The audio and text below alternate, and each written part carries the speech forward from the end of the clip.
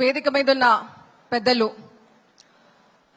సిద్దిపేట్ దిల్ కా ధడ్కన్ మన హరీష్ రావు అన్న గారికి, అట్లనే మన దుబ్బా కాకా జాన్ మా ఎమ్మెల్యే కొత్త ప్రభాకర్ రెడ్డి అన్నకి, ఇక్కడ సభకు వీక్షించిన మా మీడియా మిత్రులు, అట్లనే మా అన్నదమ్ముళ్ళు, మా బలం, మా బల్గం, మా బీఆర్ఎస్వి నాయకులే గాని కార్యకర్తలకే గాని శిరస్సు వంచి నమస్కరిస్తున్నాం.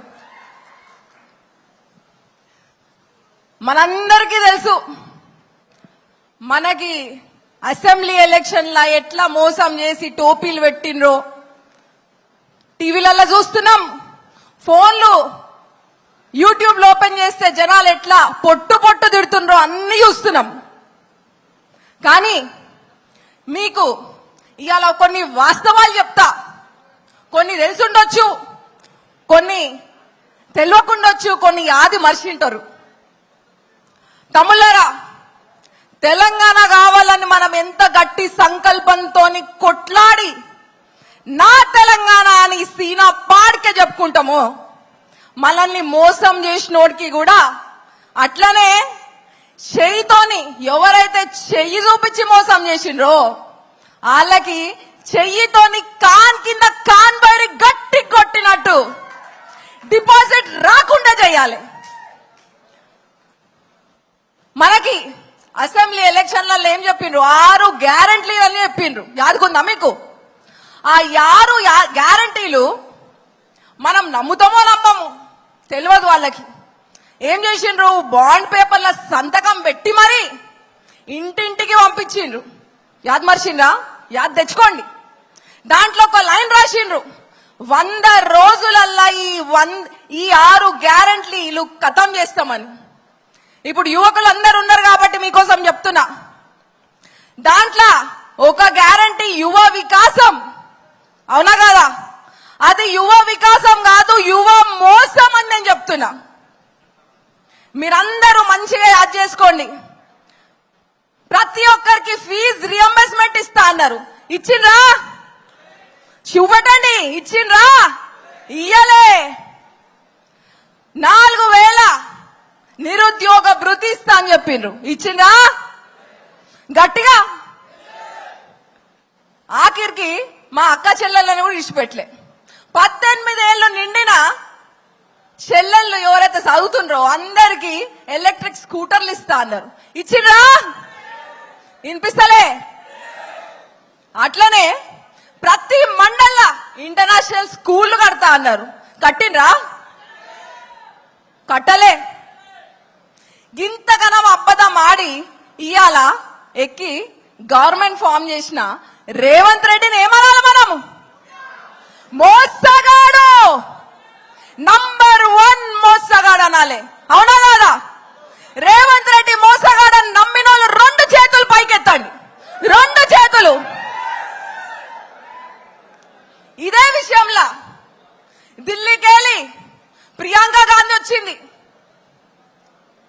ఒక సభ పెట్టింది, డిక్లరేషన్ అని మాట్లాడింది. ఆడ కూడా నిరుద్యోగులకి వాళ్ళకు ఉద్యోగాలు వచ్చేదాకా 4000 భృతి ఇస్తా అని చెప్పింది.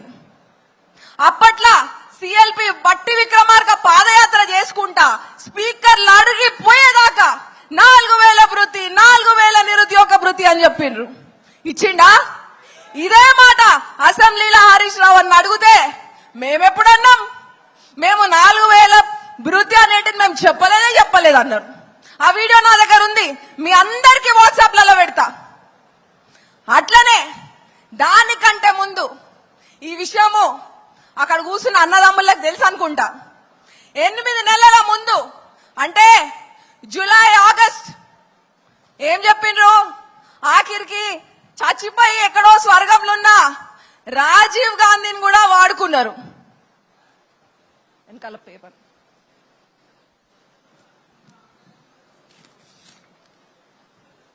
అయ్యో,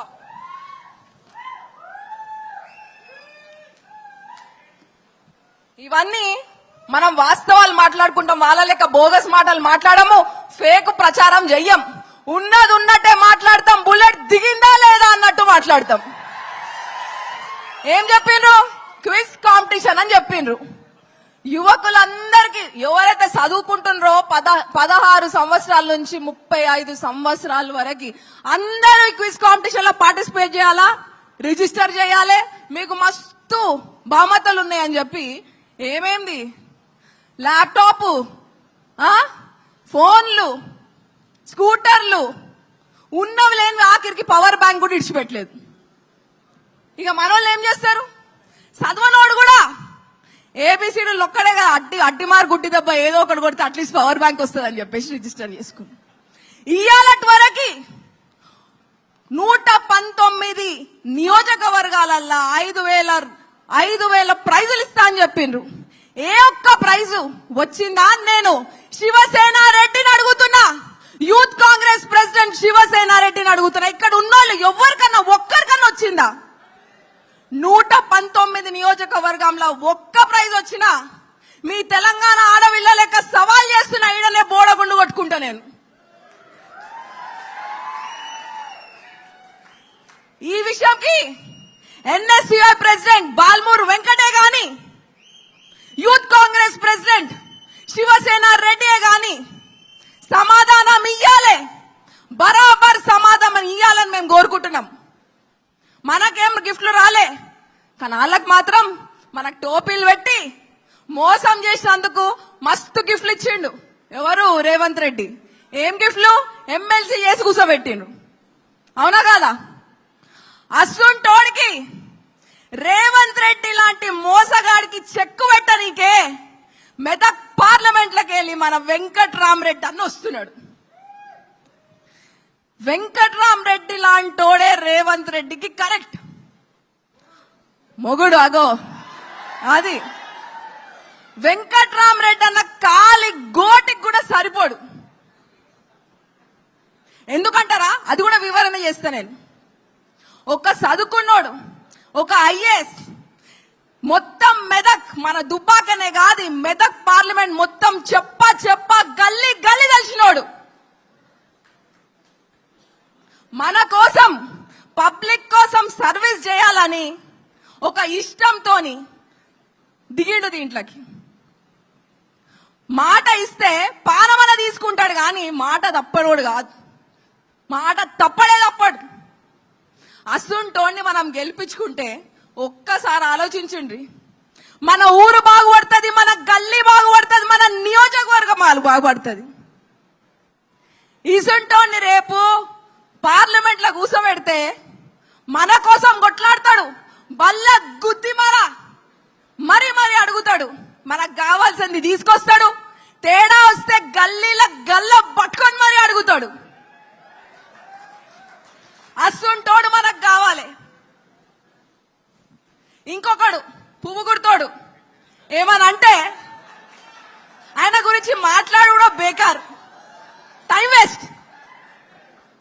ఏమంటాడు? అరే వెంకట్రామరెడ్డి ఆయన ఎడికెళ్ళి వచ్చిండో ఏమో, ఆయన ఇది ఊరా, ఆయన ఏమనంటే ఆమె ఇది వాళ్ళ ఊరా, అయిపోతే ఆ ఊరు ఆయనకే ఉన్నట్టు, ఆయనకు పైసలు ఎడికెళ్ళి వచ్చినాయి అంటాడు. కష్టపడ్డాడు, ఒక ఉమ్మడి కుటుంబంని అందరు అన్న తమ్ముళ్ళు అక్క చెల్లెలు అందరు కష్టపడి నంబర్ 1 బిల్డర్ అయ్యిండు. ఇవాళ రేపు పైసలు ఉన్న వాళ్ళు మస్తు పిసినాస్ వాళ్ళు ఉంటారు, ₹1 తీయడానికి భయపడతారు. అసంటిది అన్ని ఇచ్చిపెట్టుకొని ప్రజలకు సేవ చేస్తా అని ఒక గట్టి సంకల్పంతో వచ్చినోడిని ఆ పువ్వు గుర్తోడు అట్లా అంటాడు. ఆల్రెడీ మన దుబ్బాక నియోజకవర్గ ప్రజలు ఆయనకి బోడగుండు గీసి పంగనామం పెట్టి గాడి మీద ఊరేగించిండ్రు. ఎందుకంటే రైతులకి నాగలు ఇస్తా అన్నాడు, ఎడ్లు ఇస్తా అన్నాడు, నిరుద్యోగ భృతి ఇస్తా అన్నాడు, ఒక 30 పాయింట్ల చాట భారతం పట్టుకొని తిరిగిండు. బొంగు లేదు, పోషానం లేదు, ఉన్నదే ఉన్నట్టు చెప్తున్నా కదా, ఏమన్నా వేరే చెప్తున్నానా నేను? అసుంటోడికి మన వెంకట్రామరెడ్డి అన్న గురించి మాట్లాడేంత సత్తా ఉంటుందా? కాబట్టి అన్నదమ్ముళ్ళు ఒక్కటే చెప్తున్నా నేను, ఒక్కసారి మోసపోతే తెలియక మోసపోయినాం అనుకుంటాం, మళ్ళా మోసపోయినాం అనుకో. మనకు ఇంటర్వ్యూ చూసిన రేవంత్ రెడ్డిది, ఈ ప్రజలు ఉంటారు అందరికి అవల మాటలు చెప్పాలి, మోసం మాటలు చెప్తే మోసపోయి బుట్టలు పడతారని అన్నాడు. అంటే మళ్ళా మనం మోసపోయినాం అనుకో, మనల్ని ఏమంటున్నాడు రేవంత్ రెడ్డి? అవులగాళ్ళు అంటున్నారు. మనం అవులగాళ్ళమా లేకపోతే తెలంగాణ పులులమా? చూపిద్దాం. ఏమంటారు? చూపిద్దామా? ఇస్ బార్ 5 लाख మెజారిటీ, ఇస్ బార్ 5 లక్షల మెజారిటీతో గెలిపిద్దాం వెంకట్రామరెడ్డి అని. ఎంత మెజారిటీ వినిపిస్తలే? 5 లక్షల మెజారిటీ. ఇక్కడ ఈ సభ సాక్షిగా చెప్తున్నా, ముఖ్యమంత్రి ఎవరైతే మదం ఎక్కాడ కూర్చున్నాడో, అరే లిల్లీపుట్ జానడు లేవు నువ్వు. మా దగ్గర 6 అడుగుల బుల్లెట్,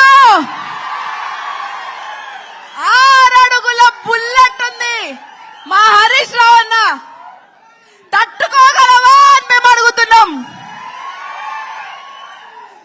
రేవంత్ రెడ్డి నీ దుఃఖం బంద్ అయిపోయింది.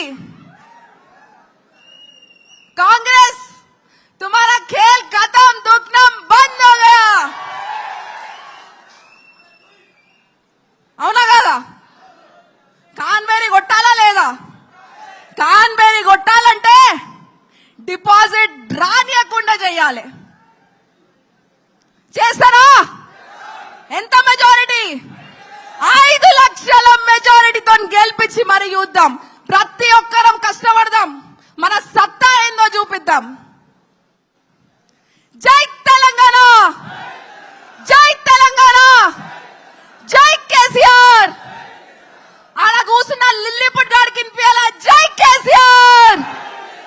దిల్ సే బోలో జై కేసీఆర్, సీనా పార్ కే బోలో. నాకు ఈ అవకాశం ఇచ్చిన పెద్దలందరికీ నమస్కారం. జై తెలంగాణ.